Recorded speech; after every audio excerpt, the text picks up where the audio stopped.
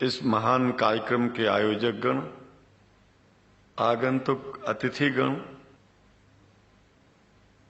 एवं धर्म प्रेमी सज्जनों,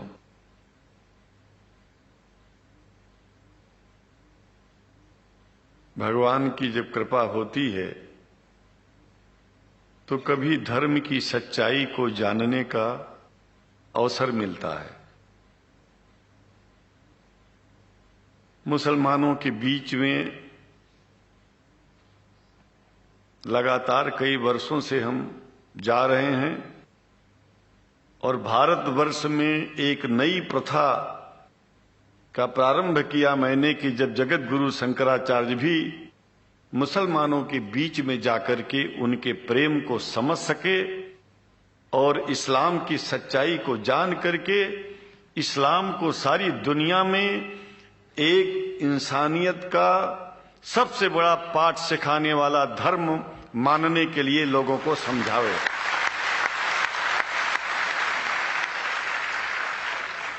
जब लोग इस्लाम को बेदर्द, मुसलमान को बेदर्द, तलवार के जोर पर चलने वाला धर्म बताते हैं तो अगर शायद धरती में कोई दुखी होता होगा तो सबसे ज्यादा दुख मुझको होता है। ये न सच्चाई है और न कभी ये सच्चाई हो सकती है। जिस इस्लाम ने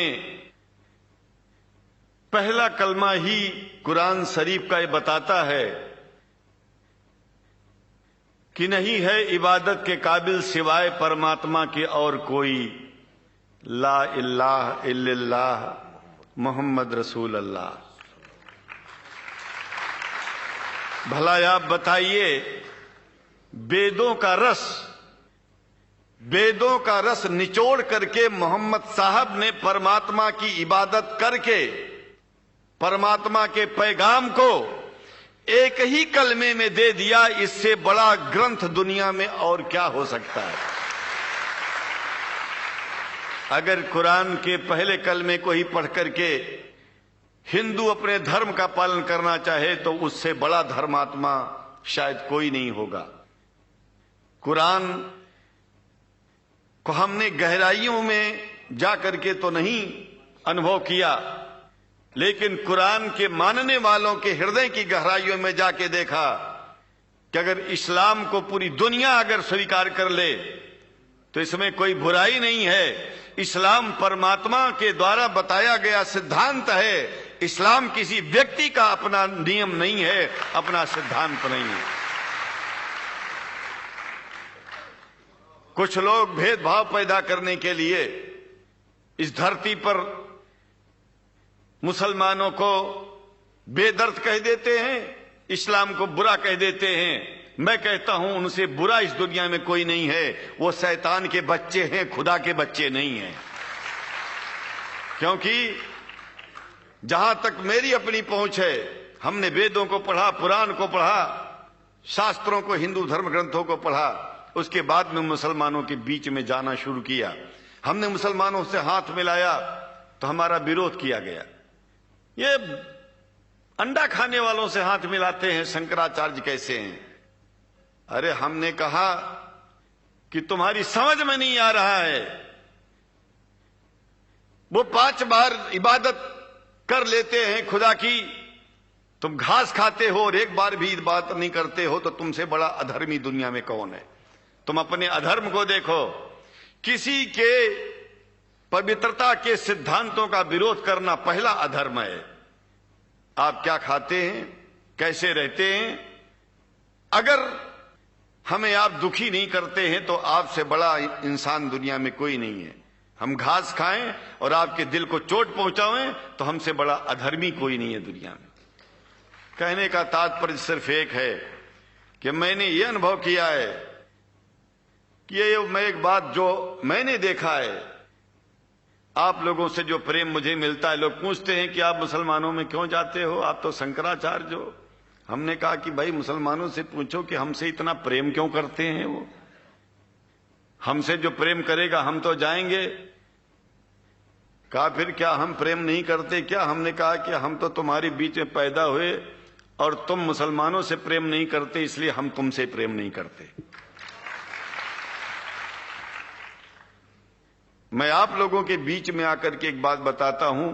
कुछ समय से हिंदू धर्म के नाम पर कुछ संस्थाएं हिंदू मुसलमानों में भेद पैदा करने के लिए कुछ ऐसा कार्य किया जिसकी वजह से आम हिंदू, सीधा साधा हिंदू बेचारा जान ही नहीं पाता है इस्लाम क्या है और सनातन धर्म क्या है। सनातन धर्म और इस्लाम में कोई भेद नहीं है और हिंदू धर्म तो कोई धर्म ही नहीं है। सनातन धर्म धर्म है और शायद जो संस्कृत का सनातन शब्द है, अगर किसी भाषा में उसको इस्लाम कहा जाए तो कोई बुरी बात नहीं है। इस्लाम और सनातन में कोई भेद नहीं है, क्योंकि परमात्मा एक है, परमात्मा सबका है। ये संदेश ऋषियों मुनियों ने दिया और यही संदेश परमात्मा का भेजा हुआ संदेश स्वयं हमारे मोहम्मद साहब ने इस पैगाम को हमको दिया। तो हम भेदभाव क्यों करें? यहां पर भारत का मुसलमान, एक बात बिल्कुल मैं स्पष्ट बता रहा हूं आपसे, अगर भारत का मुसलमान सो गया तो भारत सो जाएगा। इसलिए भारत को जगाना है तो मुसलमानों को जागते रहना पड़ेगा। भारत जाग जाएगा, पूरी दुनिया जाग जाएगी। यह भी मैं जानता हूं कि भारत के सच्चे हिंदुओं को, जो सच्चे सनातन धर्मी हैं, उनको मुसलमानों से प्रेम चाहिए, उनको मुसलमानों से भेद नहीं चाहिए। अगर कोई अच्छा हिंदू है, सच्चा हिंदू अपने को कहता है, तो पहले तो सनातन धर्म को मानता हो। अगर हिंदू की परिभाषा सनातन धर्म से हट करके कोई परिभाषा है, तो ऐसे हिंदू धर्म को मैं तिलांजलि देता हूं। हिंदू धर्म कुछ नहीं है। फिर हिंदू धर्म वही है जो वेद को माने, पुराण को माने और सनातन को माने। सनातन धर्म धर्म है और उस धर्म को न मान के अपनी एक नई व्यवस्था चलाना शुरू कर दे, इसका मतलब ये है, और नाम भगवान का ले। एक बात और बता देता हूं, भगवान कोई आदमी की तरह नहीं है कि रोज रोज नियम बदलेगा। रोज रोज नियम बदलना आदमियों का काम है। हमारे पूर्व प्रधानमंत्री साहब, मुझे दुख होता है कभी कभी, यद्यपि लोग ये न समझ बैठे कि मैं उनका विरोधी हूं। विरोधी नहीं हूं, लेकिन उनको खुद सनातन धर्म की परिभाषा नहीं आती है। विदेश में जाकर के हिंदू धर्म की गलत परिभाषा कर दी है और हमको सबको ये दुख हुआ कि किस स्कूल में जाके पढ़े हैं। ये धर्म के बारे में बिना पढ़े हुए धर्म के बारे में बोलना गलत है। पहले धर्म को जान लेना चाहिए, फिर धर्म के बारे में बोलोगे तो प्रेम फैलेगा, शांति फैलेगी, इंसानियत सारे चारों तरफ, चारों दिशाओं में इंसानियत का प्रकाश होगा।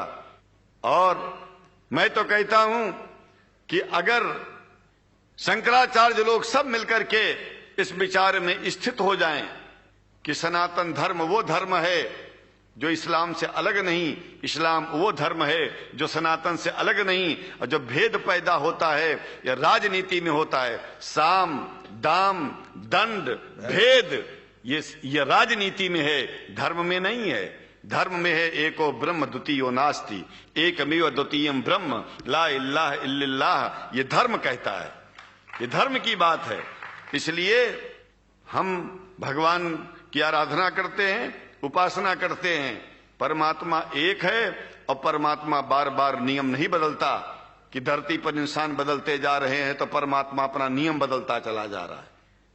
ये एक बात याद रखिएगा, जब से शुरुआत हुई होगी और जब तक ये दुनिया रहेगी, ईश्वर का सिद्धांत एक था, एक है, एक ही रहेगा। मानने वाले आपस में भेद पैदा करें तो इसमें उसका कोई दोष नहीं है। दोष तो उन लोगों का है जो लोग भेद पैदा करके प्रतिष्ठा पाना चाहते हैं। खास करके इतना जान लीजिए, धर्म भेद को मिटाता है और राजनीति भेद को बढ़ाती है।